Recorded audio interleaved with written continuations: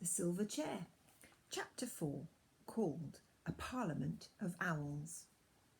It's a very funny thing that the sleepier you are, the longer you take about getting to bed, especially if you're lucky enough to have a fire in your room. Jill felt she couldn't even start undressing unless she sat down in front of the fire for a bit first. And once she'd sat down, she didn't want to get up again. She had already said to herself about 5 times, "I must go to bed," when she was startled by a tap on the window. She got up, pulled the curtain, and at first saw nothing but darkness. Then she jumped and started backwards, for something very large had dashed itself against the window, giving a sharp tap on the glass as it did so.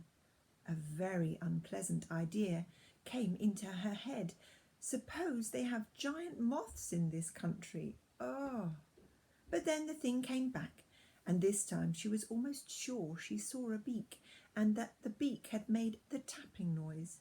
It's some huge bird, thought Jill. Could it be an eagle?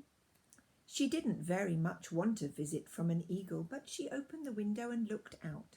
Instantly, with a great whirring noise, the creature alighted on the windowsill and stood there, filling up the whole window, so that Jill had to take a step back to make room for it. It was the owl. "Hush, hush, twit-to-woo, said the owl. "Don't make a noise. Now, are you two really in earnest about what you've got to do?" "About the lost prince, you mean?" said Jill. "Yes, we've got to be." For now she remembered the lion's voice and face, which she had nearly forgotten during the feasting and the storytelling in the hall. "Good," said the owl. "Then there is no time to waste. You must get away from here at once. I'll go and wake the other human, then I'll come back for you. You'd better change those court clothes and put something on you can travel in. I'll be back in 2-2s, twit-to-woo." And without waiting for the answer, he was gone. If Jill had been more used to adventures, she might have doubted the owl's word, but this never occurred to her, and in the exciting idea of a midnight escape, she forgot her sleepiness. She changed back into sweater and shorts. There was a guide's knife on the belt of the shorts, which might come in useful, and added a few of the things that had been left in the room for her by the girl with the willowy hair. She chose a short cloak that came down to her knees and had a hood, just the thing if it rains, she thought. A few handkerchiefs and a comb. Then she sat down and waited. She was getting sleepy again when the owl returned. "Now we're ready," it said. "You'd better lead the way," said Jill. "I don't know all these passages yet." "To-hoo," said the owl. "We're not going through the castle. That would never do. You must ride on me. We shall fly." "Oh," said Jill, and stood with her mouth open, not much liking the idea. "Shan't I be far too heavy for you? To-hoo, to-hoo." "Don't you be a fool. I've already carried the other one. Now we'll put out that lamp first." And as soon as the lamp was out, the bit of the night which you saw through the window looked less dark, no longer black but grey. The owl stood on the window-sill with his back to the room and raised his wings. Jill had to climb onto his short fat body and get her knees under the wings and tight grip. The feathers felt beautifully warm and soft, but there was nothing to hold on by. "I wonder how Scrub liked his ride," thought Jill, and just as she was thinking this, with a horrid plunge, they had left the window-sill, and the wings were making a flurry around her ears, and the night air, rather cool and damp, was flying in her face. It was much lighter than she expected, and though the sky was overcast, one patch of watery silver showed where the moon was hiding above the clouds. The fields beneath her looked grey, and the trees black. There was a certain amount of wind, a hushing, ruffling noise. A wind which meant the rain was coming soon. The owl wheeled round, so that the castle was now ahead of them. Very few of the windows showed lights. They flew right over it, northwards across the river. The air grew colder and Jill thought she could see the white reflection of the owl in the water beneath her. But soon they were on the north bank of the river, flying above the wooded country. The owl snapped at something which Jill couldn't see. "Oh, don't please," said Jill. "Don't jerk like that. You nearly threw me off." "I beg your pardon," said the owl. "I was just nabbing a bat. There's nothing quite so sustaining in a small way as a nice plump little bat. Shall I fetch you one?" "Oh, no thanks," said Jill with a shudder. He was flying a little lower now, and a large black-looking object was looming up toward them. Jill had just time to see that it was a tower, partly ruinous tower, with lots of ivy on it, she thought, when she found herself ducking to avoid the archway of a window as the owl squeezed with her through the ivied and cobwebby opening, out of the fresh grey night into a dark place inside the top of the tower. It was rather fusty inside, and the moment she slipped off the owl's back, she knew, as one usually does somehow, that it was quite crowded. And when voices began saying out of the darkness from every direction, "To-hoo, to-hoo," she knew it was crowded with owls. She was rather relieved when a very different voice said, "Is that you, Poll?" "Is that you, Scrub?" said Jill. "Now," said Glimfeather, "I think we're all here. Let us hold a parliament of owls." "To-hoo, to-hoo, true for you." "That's the right thing to do," said several voices. "Half a moment," said Scrub's voice. "There's something I want to say first." Do, said the owls, and Jill said, "Fire ahead."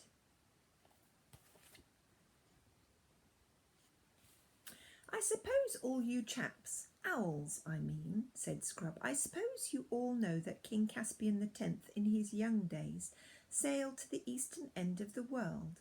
Well, I was with him on that journey, with him and Reepy Cheep the mouse and the Lord Drinian and all of them.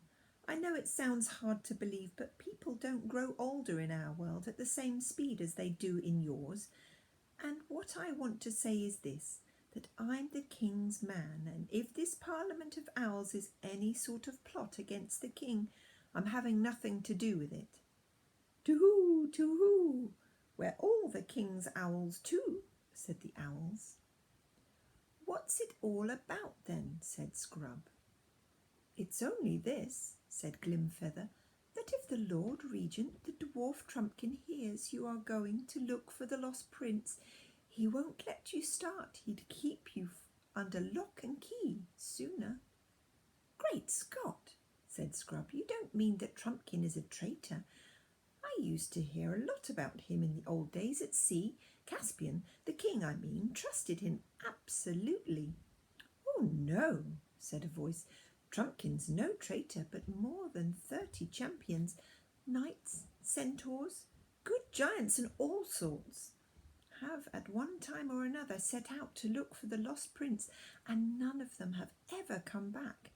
And at last the king said he was not going to have all the bravest Narnians destroyed in search for his son, and now nobody is allowed to go."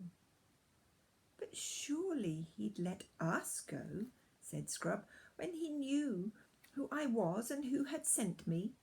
"Sent both of us?" put in Jill. "Yes," said Glimfeather.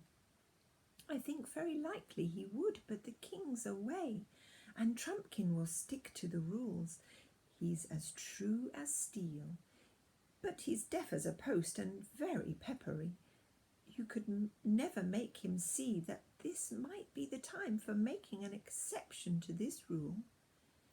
You might think he'd take some time to notice us because we're owls and everyone knows how wise owls are," said someone else. "But he's so old, he'd only say, 'You're a mere chick. I remember you when you were an egg. Don't try and come and teach me. Crabs and crumpets.'" This owl imitated Trumpkin's voice rather well, and there were sounds of owlish laughter all around. The children began to see that the Narnians all felt about Trumpkin as people feel at school about some crusty teacher whom everyone was a little afraid of, and everyone makes fun of, and nobody really dislikes. "How long is the king going to be away?" asked Scrub. "If only we knew," said Glimfeather. "As you see, there has been a rumour lately that Aslan himself has been seen in the islands in Terebinthia, I think it was, and the king said he would make one attempt before he died to see Aslan's face to face again and ask his advice about who is to be king after him. But we're all afraid that if he doesn't meet Aslan in Terebinthia, he'll go on east to Seven Isles and Lone Islands, and on and on. He never talks about it, but we all know he has never forgotten that voyage to the world's end. I'm sure in his heart of hearts he wants to go there again." "Then there's no good waiting for him to come back," said Jill. No good," said the owl. "Oh, what a to-do! If only you two had known and spoken to him at once, he'd have arranged everything, probably given you an army to go with you in search of the prince." Jill kept quiet at this and hoped Scrub would be sporting enough not to tell all the owls why this hadn't happened. He was, or very nearly. That is, he only muttered under his breath, "Well, it wasn't my fault," before saying aloud, "Very well, we'll have to manage without it, but there's just one thing I want to know. If this Owl's Parliament, as you call it, is all fair and above board and means no mischief, why does it have to be so jolly secret, meeting in a ruin in the dead of night and all that?" "To-hoo, to-hoo," hooted several owls. "Where should we meet? When would anyone meet except at night?" "You see," explained Glimfeather, "most of the creatures in Narnia have such unnatural habits. They do things by day in broad blazing sunlight, when everyone ought to be asleep. And as a result, at night they're so blind and stupid that you can't get a word out of them. So we owls have got into the habit of meeting at sensible hours on our own when we want to talk about things." "I see," said Scrub. "Well now, let's get on.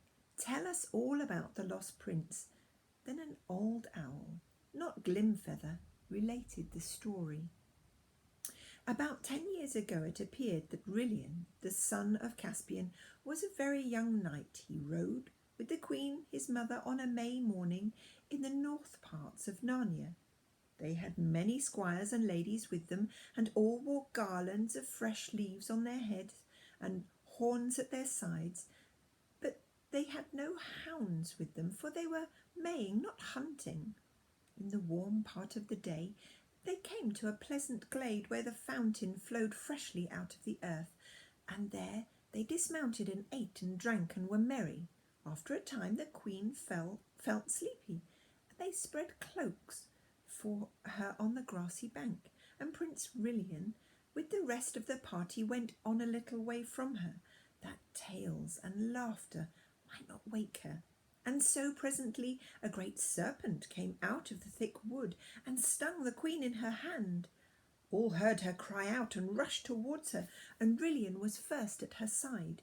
He saw the worm gliding away from her and made after it with his sword drawn. It was great, shining, and as green as poison, so that he could see it well, but it glided away into thick bushes, and he could not come to it. So he returned to his mother and found them all busy about her, but they were busy in vain. For the first glance of her face, Rilian knew that no physic in the world would do her good. As long as the life was in her, she seemed to be trying hard to tell him something, but she could not speak clearly, and whatever her message was, she died without delivering it. It was then hardly 10 minutes since they had first heard her cry. They carried the dead queen back to Cair Paravel, and she was bitterly mourned by Rilian and by the king and by all Narnia. She had been a great lady, wise and gracious and happy, King Caspian's bride, whom he had brought home from the eastern end of the world, and men said that the blood of stars flowed in her veins. The prince took his mother's death very hardly, as well as he might. After that he was always riding on the northern marches of Narnia, hunting for that venomous worm to kill it and be avenged.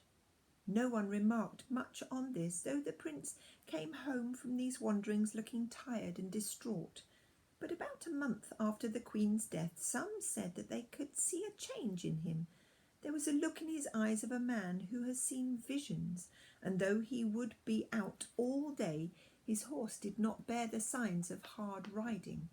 His chief friend among the other older courtiers was the Lord Drinian, he who had been his father's captain on the great voyage to the east parts of the earth. One evening Drinian said to the prince, "Your Highness must soon give over seeking the worm. There is no true vengeance on a witless brute as there might be on a man. You weary yourself in vain." The prince answered him, "My lord, I have almost forgotten the worm this 7 days." Drinian asked him why. If that was so, he rode so continually into the northern woods. "My lord," said the prince, "I have seen the most beautiful thing that was ever made." "Fair prince," said Drinian, "of your courtesy, let me ride with you tomorrow, that I also may see this fair thing." "With a good will," said Rilian. Then, in good time, on the next day they saddled their horses and rode at a great gallop into the northern woods, and alighted at the same fountain where the queen got her death. Drinian thought it strange that the prince should choose that place of all places to linger in, and there they rested till it came to high noon, and at noon Drinian looked up and saw the most beautiful lady he had ever seen, and she stood at the north side of the fountain and said no word, but beckoned to the prince with her hand as if she bade him come to her. And she was tall and great, shining and wrapped in a thin garment as green as poison, and the prince stared at her like a man out of his wits, but suddenly the lady was gone. Drinian knew not where, and they too returned to Cair Paravel. It stuck in Drinian's mind that this shining green woman was evil. Drinian doubted very much whether he ought not to tell this adventure to the king, but he had little wish to be a blab and a tale-bearer, and so he held his tongue, but afterwards he wished he'd spoken, for the next day Prince Rilian rode out again. That night came not back, and from that hour no trace of him was ever found in Narnia nor any neighbouring land, and neither his horse nor his hat nor his cloak nor anything else was ever found. Then Drinian, in his bitterness of his heart, went to Caspian and said, "Lord King, slay me speedily as a great traitor, for by my silence I have destroyed your son." And he told the story.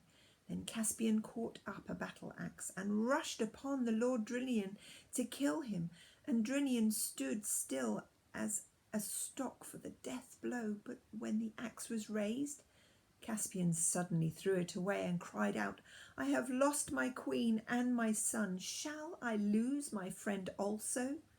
And he fell upon the Lord Drinian's neck and embraced him, and both wept, and their friendship was not broken. Such was the story of Rilian, and when it was over, Jill said, "I bet that serpent and that woman were the same person." "True, true, we think the same as you," hooted the owls. "But we don't think she killed the prince," Glimfeather said, "because no bones." "We know she didn't," said Scrub. "Aslan told Pole he was alive somewhere." "That almost makes it worse," said the oldest owl. "It means she has some use for him and some deep scheme against Narnia. Long, long ago, at the very beginning, a white witch came out of the north and bound our land in snow and ice for 100 years, and we think this may be one of the same crew." "Very well then," said Scrub. "Pole and I have got to find this prince. Can you help us?" "Have you any clue, you two?" asked Glimfeather. "Yes," said Scrub. "We know we've got to go to the north, and we know we've got to reach the ruins of a giant city." At this there was a great wooing than ever, and noises of birds shifting their feet and ruffling their feathers, and then all owls started speaking at once. They all explained how very sorry they were that they had themselves could not go with the children on the search for the lost prince.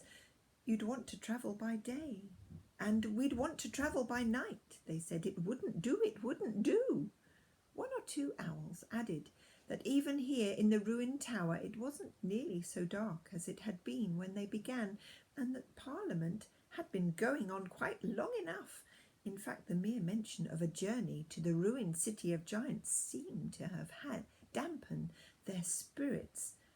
But Glimfeather said, "If they want to go that way to Ettinsmore, we must take them to one of the marsh wiggles. They're the only people who can help them much." "True, true, do," said the owls. "Come on then," said Glimfeather. "I'll take one. Who will take the other? It must be done tonight." "I will, as far as the marsh wiggles," said another owl. "Are you ready?" said Glimfeather to Jill. "I think Pole's asleep," said Scrub. And that's the end of the chapter.